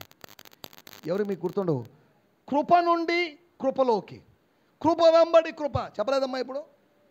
ఫ్రమ్ గ్లోరీ టు గ్లోరీ చెప్పలేదా? మహిమ వెంబడి అధిక మహిమ. వారు బలాభివృద్ధి నొందుచు ప్రయాణము చేయుదురు. 84వ కీర్తన. They go from strength to strength. Strength to weakness కాదు. ఎక్కడి నుంచి ప్రయాణం? మన ప్రయాణం ఎక్కడి నుంచి? పాపములో నుంచి మన ప్రయాణం పరిశుద్ధతలోకి కాదా? అనారోగ్యములోంచి మన ప్రయాణము ఆరోగ్యంలోకి. మన ప్రయాణం లేదా? ఎప్పుడు ఇంతేనా? ఒకే చోట ఆగిపోతామా? నదిలో నీళ్లు, ఏట్లో నీళ్లు, లేకపోతే సముద్రంలో నీళ్లు, ఇవన్నీ ఎలా ఉంటాయి? బాగుంటాయి. కానీ ఒకే చోట ప్రవహించకుండా ఉన్న నీళ్లు ఉన్నాయి. అవి ఎలా ఉంటాయి? కారణం ఏంటి? ప్రవహించడం లేదు. ప్రవహిస్తే మురికి లేదు. ఓ మానవుడా, నువ్వు నిలిచిపోయావో, ఆగిపోయావో, ఉన్న చోట ఆగిపోయావో, 2 సంవత్సరాల క్రితం ఆగిపోయావో, ఆగిపోయినట్టు నీ దగ్గర నుంచి ఒక మురుగు వాసన వస్తుంది. ప్రవహించు, ఫ్లో అవుతూ ఉండు, ప్రయాణిస్తూ ఉండాలి కదా? ప్రార్థనలో నుంచి వాక్య ధ్యానంలోకి, విశ్వాసిగా ఉండే అనుభవంలోంచి సేవకుడిగా మారే అనుభవంలోకి. It's a journey. మన పిల్లలు జనరేషన్, ఈ జనరేషన్ అంతా ఒక జర్నీ చేస్తున్నారు. జర్నీ చేసి ముసలోడా తప్పుకో అంటున్నారు. దయ్యం అంటే ఇక చాలే, సంతోష్ ఇక చాలే. వీళ్ళు నిలబడతారు, మనం పక్క తప్పుకోవాలి కాదా? వీళ్ళు వస్తున్నారు, ఎదుగుతున్నారు. వీళ్ళందరూ ఎదుగుతుంటే భయం వేస్తుంది నాకు. ఎందుకో తెలుసా? ఎదిగి చాలేవా నువ్వు? భరించావు, నేను 20 సంవత్సరాలు భరించావు, పక్కకి వెళ్ళిపో, అయిపోయింది. వీళ్ళు కాసేపు నిలబడతారు. వీళ్ళ బిడ్డలో, వీళ్ళ నెక్స్ట్ జనరేషన్ చాలేరా, చాలు మనోజ్ తాత వెళ్ళిపో, మనోజ్ మామ వెళ్ళిపో అని అనరా? ఇంతకుముందు జనరేషన్ మనం తోసేసి మనం నిలబడ్డాం. ఇప్పుడు మనం స్టాండర్డా? మనల్ని తోసుకుంటూ వస్తున్న ఒక నెక్స్ట్ జనరేషన్ ఉంది. ఆ జనరేషన్ తోసుకుంటూ వచ్చిన జనరేషన్ లేదా? తరము వెంబడి తరము వెళ్ళడం లేదా? It's a flow. ఏదో జరుగుతుంది ఇక్కడ, ఏదో ప్రయాణం. ఇది మానవ జీవితం ప్రయాణం. బాల్యంలోంచి యవనంలోంచి, యవనంలోంచి మధ్య వయసులోంచి వృద్ధాప్యంలోకి, వృద్ధాప్యంలోంచి మట్టిలోకి ప్రయాణం కాదా? It's a journey. నీ ప్రయాణం ఎక్కడికి? ఎలాగ నీ ప్రయాణం సిద్ధపరుచుకొని. దేవుని స్తోత్రం, hallelujah. Number 1, it's like a journey. ఈ ఎండాకాలంలో కొడైకెనాల్, ఊటీ వెళ్తే బాగుంటుంది, ఎంజాయ్ చేస్తాం. మాకు అక్కడి నుంచి రాబుద్ది కాలేదండి. అంత బాగుందండి అది. దైవరాజ్య ప్రవేశం చేసిన తర్వాత, దైవరాజ్య అనుభవంలో ప్రవేశించిన వాడు ఈ లోక రాజ్యపు అనుభవాల్లోకి తిరిగి రాలేడు. ఐ షుడ్ డై హియర్, నేను ఇక్కడే ఉండిపోతాను.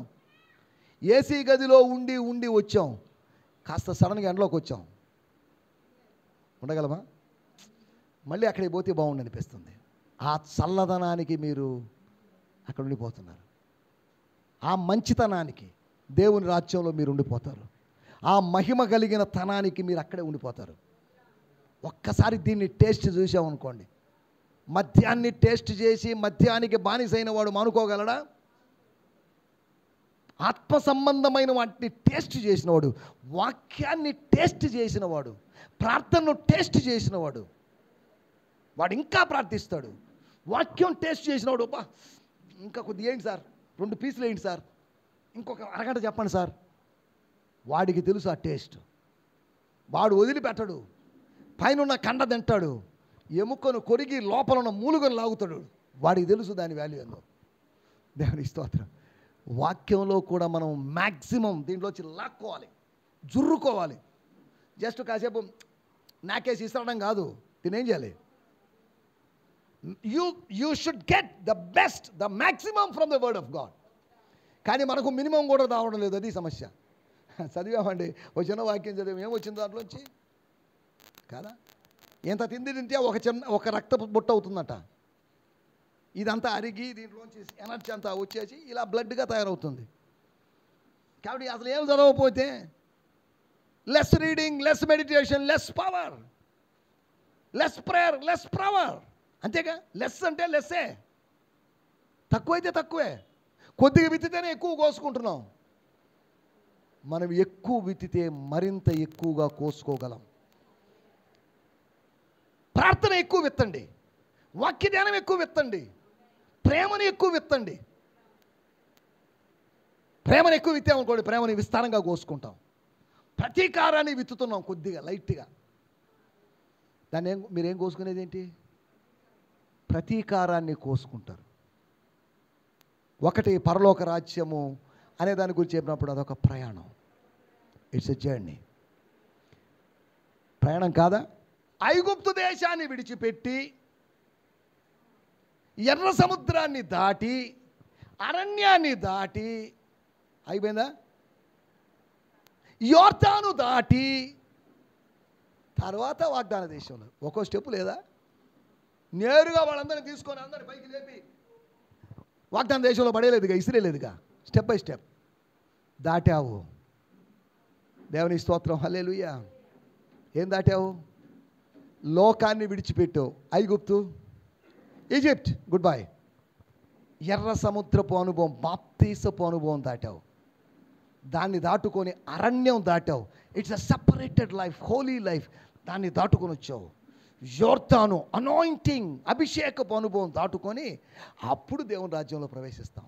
మనం అనేక శ్రమలు అనుభవించి దేవుని రాజ్యంలో ప్రవేశించాలి. అనేక శ్రమలు ఎక్కడొచ్చాయి? ఎర్ర సముద్రం పెద్ద శ్రమలాగా అనిపించింది, కానీ అరణ్యంలో శ్రమలు అనుభవించారు. మాకు నీళ్ళు లేవు, మాకు కీరకాయలు దోసకాయలు ఇవి లేవు, కంప్లైంట్ కదా. కానీ అక్కడికి వచ్చినప్పుడు వారు ఆ దేశపు పంటను తినిరి. నువ్వు విత్తావా? నీ శత్రువులు విత్తారు, నీ కోసం 7 జాతుల వారు విత్తితే నువ్వు తిన్నావు. నువ్వు విత్తింది కాదు, నువ్వు కట్టిన ఇంట్లో ఉంటున్నావే.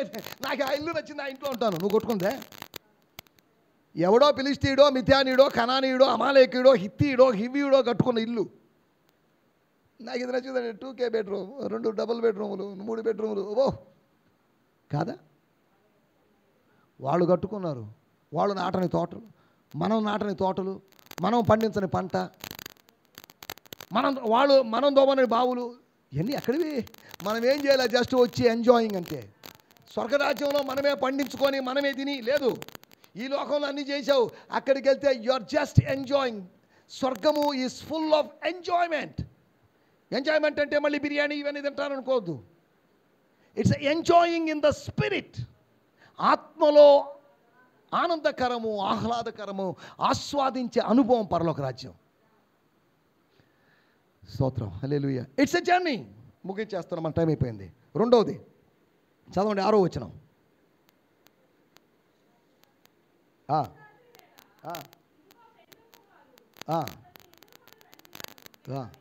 It's a meeting. ఎదుర్కొనరండి. ఈ చిత్రమైన విషయం, ఈ 10 మంది కలిసి ఉన్నారు. 10 మంది బయలుదేరారు. ఏమండి అంతేనా? 10 మంది విన్నారు వస్తున్నాడని. 10 మంది నిద్రపోయారు. ఆలస్యమైనప్పుడు 10 మంది నిద్రపోయారు.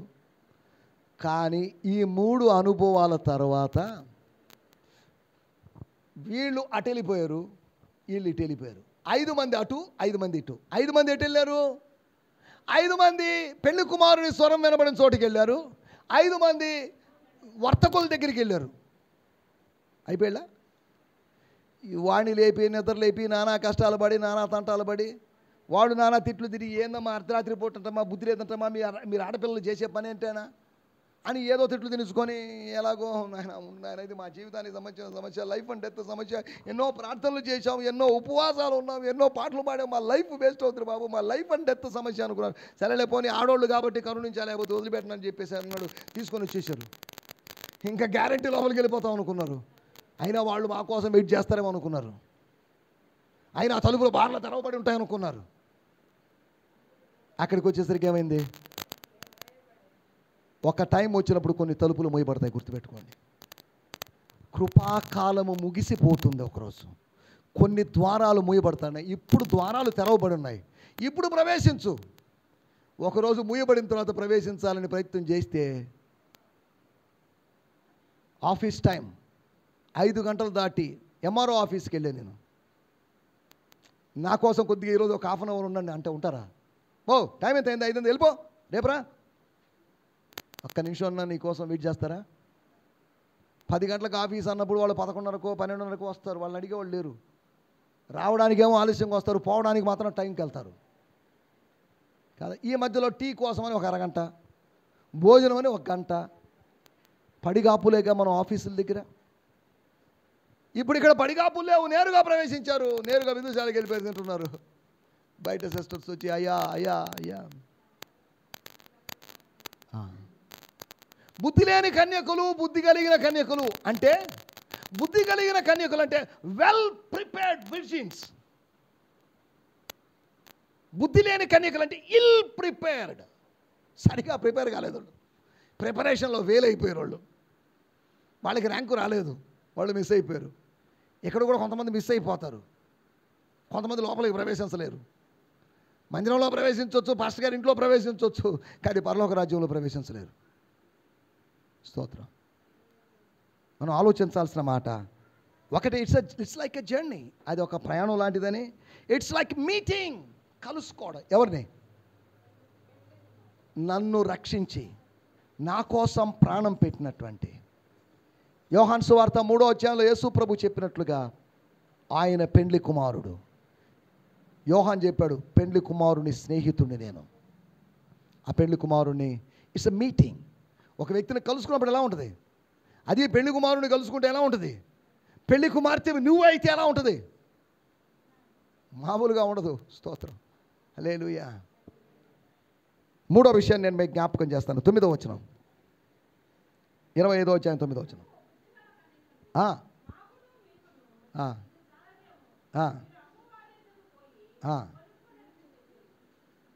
ఒకవేళ సరే సిస్టర్స్, మీరు అన్నట్టు మనం కాస్త అడ్జస్ట్ చేసుకుందాంలే, షేరింగ్ చేసుకుందాంలే, పంచుకుందాంలే, అడ్జస్ట్ అయిపోదాంలే, రాజీ పడదాంలే అని అనుకున్నారు అనుకోండి, ఈ 10 మంది ఎక్కడ ఉంటారు? ఆత్మీయ జీవితంలో ఎప్పుడు కాంప్రమైజ్ కావద్దు. ప్రార్థన చేయడానికి ఒక సిస్టర్ ఇంటికి వెళ్ళాము, ఆ సిస్టర్ షాపింగ్కి వెళ్దాంలేండి అనింది. సరే ఓ పని చేయి, నువ్వు షాపింగ్కి వెళ్ళే పని వెళ్ళిపో, నేను ఇంటికి వెళ్ళి ప్రార్థన చేసుకుంటానాలి. నీ నూనెను తక్కువ చేసే పరిస్థితులు వస్తాయి, నీ నూనె తగ్గిపోయే పరిస్థితులు ఏర్పడతాయి. షాపింగ్కి పోయి నీ నూనె తగ్గిపోతే నీ దీపం వెలగకుండా ఉంటుంది కదా. ఏదో బంధువుల ఇంటికో చుట్టాలింటికో వెళ్ళిపోయి నీ దీపములోని నూనె తగ్గిపోవడమో, నీ దివిటీలు వెలగకపోవడమో, నీ ఒత్తులు సరిచేయబడకపోవడమో కదా. వారు దీపములు ఏం చేసుకుంటున్నారట? బుద్ధి లేని కన్యకలు. అప్పుడు కన్యకలందరూ లేచి తమ దివిటీలను చక్కపరిచిరి. చక్కపరిచిరి అంటే ఏమని అర్థం? ఏమండి? చక్కపరిచిరి అంటే ఏం చక్కపరిచారు? రుద్దుకొని, క్రీములు పూసుకొని, స్ప్రే కొట్టుకొని, దే ఆర్ ప్రిపేరింగ్ దేర్ ఇన్సెల్వ్స్. లోపలివి వాళ్ళ యొక్క ఆంతర్యాల్ని శుద్ధి చేసుకున్నారు, ఆంతర్యాల్లో జరిగించుకున్నారు కార్యం. ఇంగ్లీష్లో రాయబడింది, they are trimming the wicks. అంటే ఏమని అర్థం? ఆ దీపాలకి దివిటలకి ఒత్తులు ఉంటాయి కదండి, ఈ కొన్నిసార్లు ఎలగనప్పుడు పాత రోజుల్లో వాటిని కొద్దిగా తట్టి ట్రిమ్మింగ్ చేస్తారు. ఈ రోజుల్లో ట్రిమ్మింగ్ అంటే తెలుసుగా మీకు, అంటే ఆ రోజుల్లో ట్రిమ్మర్స్ ఉన్నాయా అని అడగొద్దు మళ్ళీ. ట్రిమ్మింగ్ అంటే చక్కపరచడం అర్థం, లెవెల్ చేసుకొని. ఇప్పుడు కాస్త ఒత్తి పెంచాం, మామూలుగా అలగడం లేదు. ఇంతకుముందు అక్కడక్కడ పొగ వస్తుంది, కొంతమంది మాట్లాడితే పొగలు వస్తాయి, కొంతమంది మాట్లాడితే సెగలు వస్తాయి కదా. ట్రిమ్ అయిపోయిన తర్వాత మొత్తం లెవెల్ అయిపోయింది. ట్రిమ్ కావాలి, నువ్వు అప్పుడప్పుడు ట్రిమ్ అవ్వాలి, దేవుని సందుకు వచ్చి ట్రిమ్ కావాలి. శుక్రవారం ఉపవాసానికి వెళ్ళి ట్రిమ్ అవ్వాలి. స్లిమ్ అవ్వడం గురించి ఆలోచిస్తున్నాం కానీ ఆత్మ దీపాలను ట్రిమ్ చేసుకోవడం గురించి ఆలోచించడం లేదు. ప్రార్థనకి రారు, ఆదివారం వచ్చి కాసేపు కూర్చుంటారు. ట్రిమ్ అయ్యేదేముంది?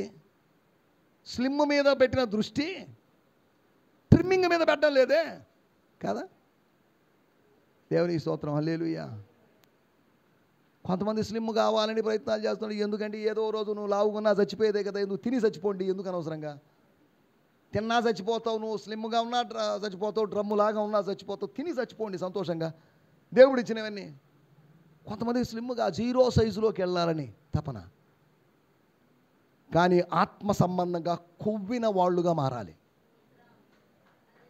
దేవుని స్తోత్రం. బాగా strong height and weight persons ఉన్నారు, 10 మంది రౌడీలు వచ్చారు, ఏరా అంటే వెళ్ళాం. ఈ సెల్లా లాంటి వాళ్ళు, ఇటువంటి వాళ్ళు, సంటి వాళ్ళని, అశ్లీల లాంటి వాళ్ళని 4 నిలబెట్టాం. భయపడతారా వాళ్ళు? వాళ్ళని తీసి ఒక గోడలతో చిటికి నీళ్ళతో ఇసిరేసి మన దగ్గర రారా? స్ట్రాంగ్గా ఉండాలి. స్ట్రాంగ్గా ఉన్న వాళ్ళు చూసి భయపడతారు. మనం స్ట్రాంగ్గా తయారు కావాలి ఆత్మలో. మనం బలంగా తయారైతే శత్రువు భయపడిపోతాడు. అమ్మో ఆమె ఎవరో దయ్యమ్మ అంటే అంత హైట్ ఏందండి, ఆమె హైట్ వెయిట్కి భయపడిపోయాం. అమ్మ వద్దులేండి. దేవుని స్తోత్రం, హల్లెలూయా. మన రూపాన్ని చూసి భయపడిపోరా? గొల్లియాతు యొక్క రూపాన్ని చూసి భయపడ్డారా లేదా? భయపడిపోయి వాడు మాట్లాడే, రండ్రా మీలో ఎవడైనా ఒకడు మొగడు అన్నప్పుడు 40 రోజులు ఉదయం సాయంత్రం వాడిచ్చి మాట్లాడుతుంటే ఎవడైనా ఏమన్నా అడ్డు చెప్పారా? సార్ దయచేసి వెళ్ళిపోండి సార్, మీరు మీ అరుపులకే మేము భయపడి వస్తున్నాం. వాడు సింహాసనం అంతఃపురం దాటి ఒకడు బయటికి రాలేదు, వీళ్ళేమో లోయలో పడి వస్తున్నారు. ఉదయం పోవడం సాయంత్రం రావడం. ఏం చేశారు మీరు? యుద్ధం చేయడానికి కాదు, వాడు అరుపులు వినడానికి వెళ్ళి వచ్చారు. యుద్ధానికి పోకపోతే శాలరీ వాడు ఇవ్వడు. ఈ 40 రోజులు ఊరినే పోవడం, యుద్ధం చేయకుండా పారిపోయి రావడం. ఇదేగా. వాడు ఒక్కడిని ఎదుర్కోలేకపోయారు ఇన్ని లక్షల మంది. ఎన్ని దేశాలు, ఎన్ని రాజ్యాలను జయించారు మీరు, కానీ ఒక్క గొల్లియాతును జయించలేకపోవడం ఎంత విచారకరమైన విషయం. ఎన్నో చేసి ఉండొచ్చు. అతను మంచోడే కానివ్వండి, అతను ఒక చిన్న వీక్నెస్ అండి, కాదా? ప్రతి మనిషికి ఏదో వీక్నెస్ ఉండదా? సంసోను గురించి ఏమన్నారు? Is a he man with she weakness అంట. He man. కానీ దెలీలాని చూడంగానే ఆయన కొద్దిగా కరిగిపోతాడు కదా, మెల్ట్ అయిపోతాడు అతను. సరే, మనం వీటిలోకి వెళ్ళలేదు, మనం ఆలోచిస్తున్న విషయం. It's like a journey. పరలోక రాజ్య అనుభవం, ప్రవేశ అనుభవం. పరలోక రాజ్యం అని అనలేదు. The entrance in to the Kingdom of God is like a journey. It's like a meeting a person. ఒక వ్యక్తిని కలుసుకుంటాం. చచ్చిపోయిన మా నాన్నో, మా తాతనో, మా అవ్వనో కలుసుకునేది కాదు అక్కడ. We will meet our bridegroom. మన పెళ్లి కుమారుని మాత్రమే కలుసుకుంటాం అక్కడ. ఏమంటే మీ నాన్న కూడా పరలోకంలో ఉన్నాడు ఉంటే ఉన్నాడులేండి. మీ తాత, మీ క్యాస్ట్ వాళ్ళందరూ పరలోకం.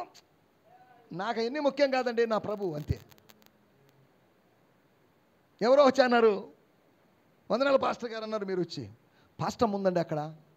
ఓ ఎందుకమ్మా, ఇక్కడ మనకు పాస్టమ్మ కాదు, పాస్టర్ కాదు, మన ప్రభువుని కలుసుకుందాం పదండి. ఎవరిని కలుసుకోవడానికి? మన వాళ్ళని మనం చూస్తే చూడొచ్చు, కానీ మన ఆశ మొత్తం ప్రభువును చూడాలని మాత్రమే ఉంటుంది. పెళ్లి కుమారుని మాత్రమే ఎదుర్కొంటాం. ఈ నాన్న, అమ్మ, చెల్లి, అక్క బంధాలన్నీ ఇక్కడే. స్తోత్రం. రాణి మేడం రేపు పరలోక రాజ్యం పోయిందనుకోండి, మా అమ్మ ఎక్కడా అని ఎతకదు. పోనీ నా పెద్ద కూతురు ఎక్కడని ఆమె ఎతకదు. అందరి మనసంతా ఒకటే, మా ప్రభు, మా ప్రభు, my lord, my bridegroom. స్తోత్రం, హల్లెలూయా. ఒకళ్ళు ఈ లోకములో ఉన్నంతకాలం బాధపడవచ్చు, మా అమ్మ ఉంటే బాగుంటుంది, మా నాన్న ఉంటే బాగుంటుంది, మా అవ్వ ఉంటే బాగుంటుంది అని అనుకుంటాం. కానీ పరలోక రాజ్యం వాళ్ళు ముందే వెళ్ళిపోయారు, దేవునికి స్తోత్రం అని సంతోషిస్తారు. మనకు ముందుగా వెళ్ళారు వాళ్ళు, వాళ్ళు విశ్రాంతిలో ఉన్నారు. దేవునికి స్తోత్రం. మూడో విషయం ఏం చెప్పాను నేను? It's an application. బుద్ధిని ఉపయోగించండి. వాళ్ళు రాజీ పడ్డారనుకోండి, సరేలే, మన సిస్టర్సే కదా, మనతో కలిసి పాడిన వాళ్ళే కదా, మనతో పాటు కొయిర్లో ఉన్నోళ్ళే కదా, మన సంఘంలో అందరూ ఒకే రోలో కూర్చున్న వాళ్ళం కదా, మన స్త్రీల కూడికలో కలుసుకునేవాళ్ళం కదా అని అనుకున్నారా? సిస్టర్, మీకు మాకు కుదరదు సిస్టర్. మీకు మొదటి నుంచి చెప్తున్నావు, నూనె తెచ్చుకోమని. నూనె తెచ్చుకున్నావా?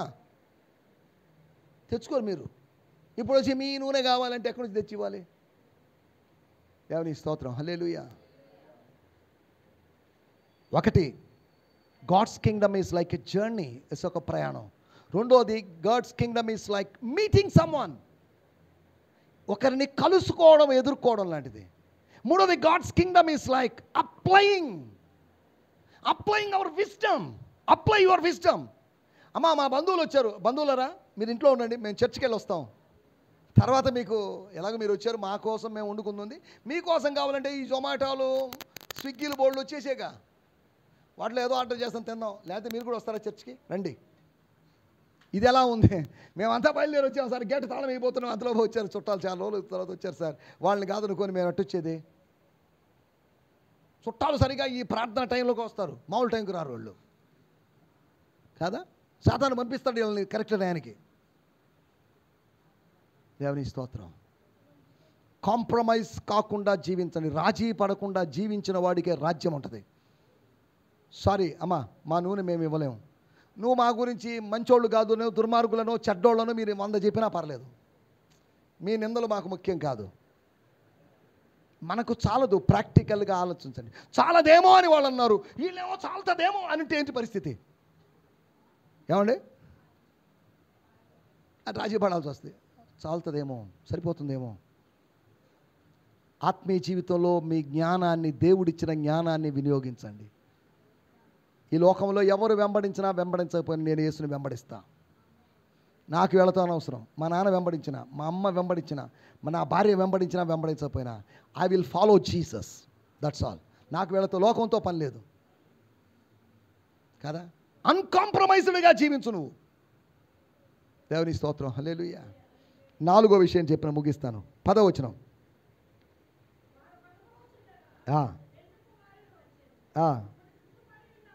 సిద్ధపడి ఉన్నవారు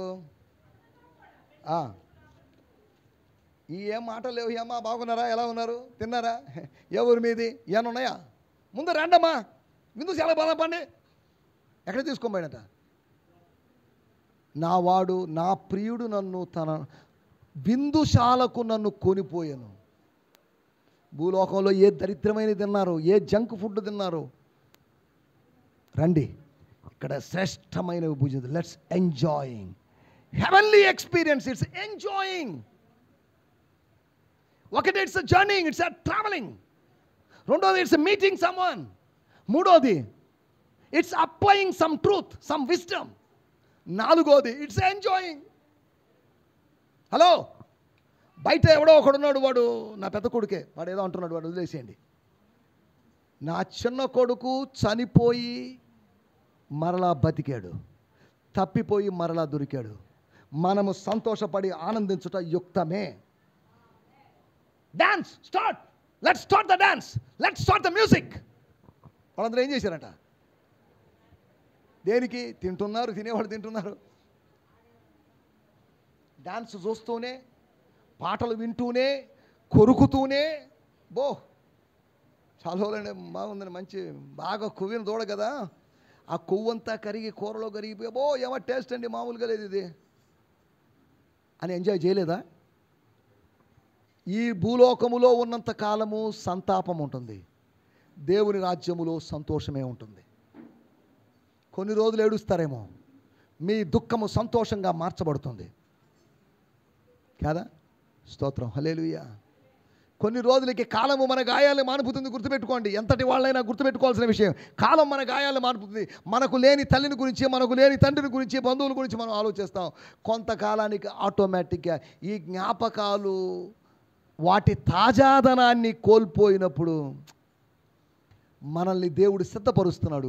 తండ్రి లేని జీవితానికి, భర్త లేని జీవితానికి, తల్లి లేని జీవితానికి మనల్ని సిద్ధపరుస్తాడు. నీకు నేనున్నాను కదా. స్తోత్రం. లిసి మా వివాహం తర్వాత వాళ్ళ తల్లిని మొదట కీర్తనాకారుడు తనను తాను ఓదార్చుకుంటున్నాడు. నా తల్లియు నా తండ్రియు నన్ను విడిచినను. విడుస్తారు వీళ్ళు. తల్లిదండ్రులు ప్రేమిస్తున్నట్టుగానే ఉంటారు. ఒకరోజు చెప్పా పెట్టకుండా, వీడుకోలు చెప్పకుండానే నానా బాయ్, పెద్దోడా బాయ్, చిన్నోడా బాయ్, మధ్యలో వాడా బాయ్ అని చెప్పకుండానే వాళ్ళు వెళ్ళిపోతారు. నా తల్లి నా తండ్రి నన్ను విడిచినను, యెహోవా నన్ను, హీ విల్ రిసీవ్ మీ, నన్ను అంగీకరిస్తాడు, నన్ను హక్కున చేర్చుకుంటాడు. దేవుని స్తోత్రం. పరలోక రాజ్యం యొక్క principles, it's a journeying principle. రెండోది ఇట్స్ మీటింగ్ ఎక్స్పీరియన్స్. మూడోది ఇట్స్ అప్లయింగ్ ఎక్స్పీరియన్స్. దేవుని వాక్యము వినండి, అన్వయించుకోండి, వివేచించండి, దీని ద్వారా జీవించండి. Live by the principles of the word of God. 4వది ఇట్స్ ఎంజాయింగ్. ఒకరోజు చేయబోతున్నాం, ఎంజాయ్ చేయబోతున్నాం. ఈ లోకస్తులు చేసిన ఎంజాయ్ కన్నా మీ ఎంజాయ్మెంట్ ఒకరోజు ఉంటుందేమో, కానీ మా ఎంజాయ్మెంట్ యుగ యుగాలు ఉండబోతుంది కాదా? పండగ ఎన్ని రోజులు చేస్తారు? దీపావళి పండగ ఎన్ని రోజులు చేస్తారండి? 2-3 రోజులు ఉంటుంది. హడావిడి టపాసులు పగలు కొట్టిన హడావులు చేశారు. తర్వాత ఏమైంది? కానీ మన ఎంజాయ్మెంట్ అలా కాదు. అక్కడ ప్రభువుతో కూడా సదాకాలము యుగ యుగాలు ఉంటాము. It's eternal enjoyment. ఈ మందు తాగి నాకు మత్తు దిగేంత వరకే నాకు ఎంజాయ్మెంట్. అదొక 4-5 గంటలు. కానీ దానికి మించినటువంటి ఒక ఎంజాయ్మెంట్ ఉంది. That is in heaven. దేవుని స్తోత్రం. అందరం కళ్ళు మూసుకుందాం, చిన్న ప్రార్థన చేసుకుందాం.